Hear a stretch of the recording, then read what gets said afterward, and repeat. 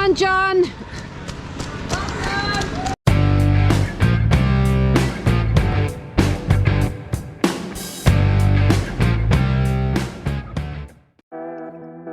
The 2022 Telford 10K had been an extremely hard day at the running office. Setting off in wave 2, I managed to finish second to last in a blizzard, clocking a time of 44:32. The question was, can I improve on that 1 year on? So here goes for attempt number 2.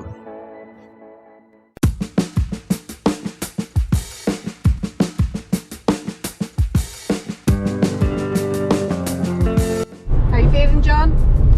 Very relaxed, really looking forward to this fantastic race.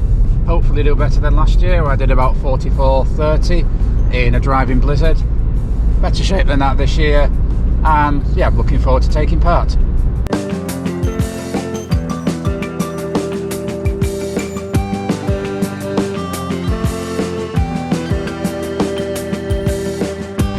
So this is where it's all going to begin. So this morning you find us at Telford Town Park, and we're here to do the Telford 10K. It is the British Championships. The standard of people warming up around us is quite fearsome. I think there are 3 actual waves in this race. The first wave is the British Championships for the men. I think you have to be running under 32 minutes to be in that one, or under 33 minutes. Wave 2, which I'm in, has a suggested times of 33 minutes to 41 minutes. Now, on a good day, I might just break 41 minutes. So fingers crossed I make the cut-off time for wave 2.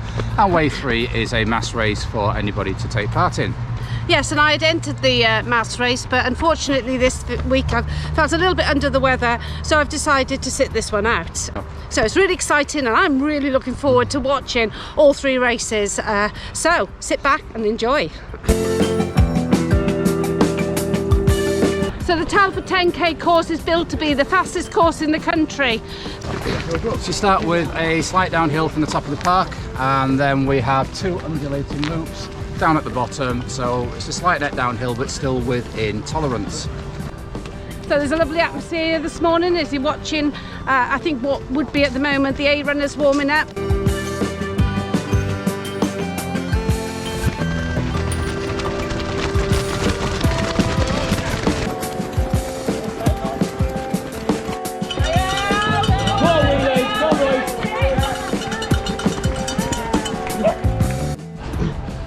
So I think we've got everything sorted. Got my Insta360 in here, ready to take some footage. My watch set up on 10 times 1K, no recovery. So I can get my K splits and count down during the race. So I'm just going to go to the start now. Fingers crossed. Good luck, John.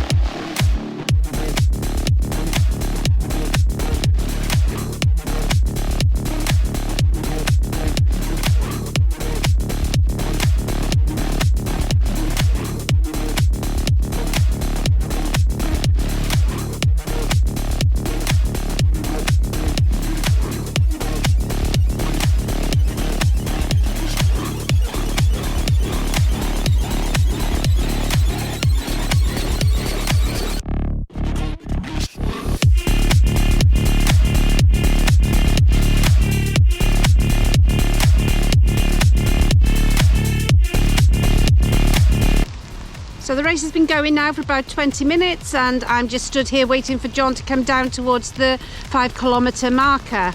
When we set off this morning, conditions were ideal, but as you can see, it's actually raining quite heavy now. I guess that's better than what it was last year when it was snowing. I can see a lead bike coming, so I think we may have some runners approaching.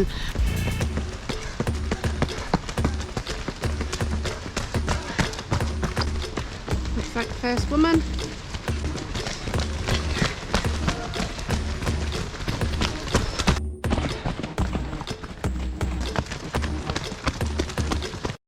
little longer than a few minutes later. Come on, John.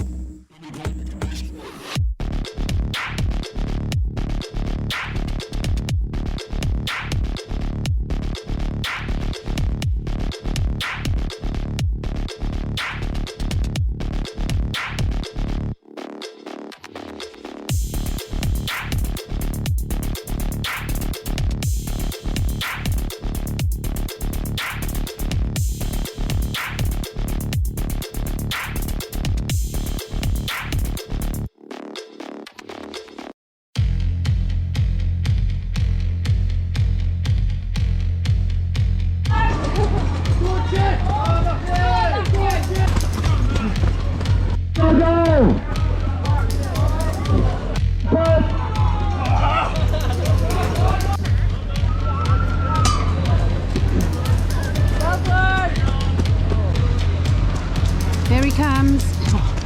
Come on, John.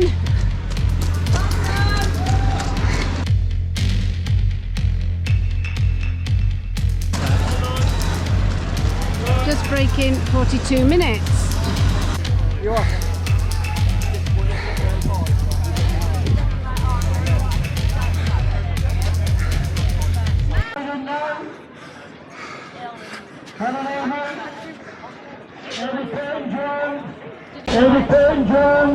Did you struggle there? Yeah.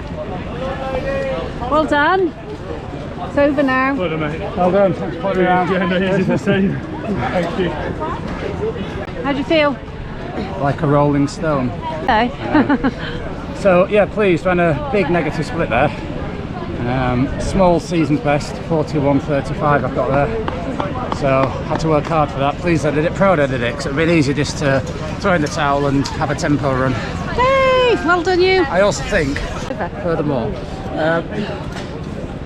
although it is a very fast course and you've got very fast people to drag you around to very fast times, Yeah, it's quite wet out there, lots of leaves on the course. yeah, It's not as fast as it would be if it was bone dry. yeah.